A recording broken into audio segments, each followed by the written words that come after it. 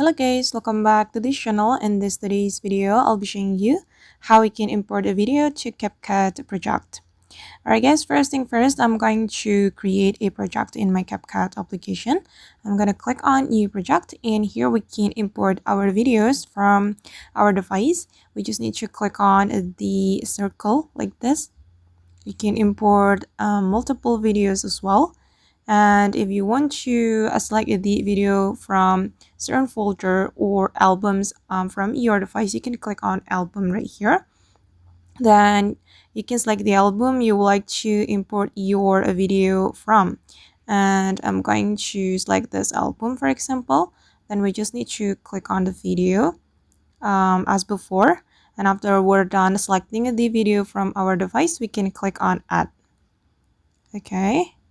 Okay, and now the videos have been added to my CapCut project, as you can see. And if you want to import more video, you just need to click on this plus button. Then you can select the video you want to import to your CapCut project like this.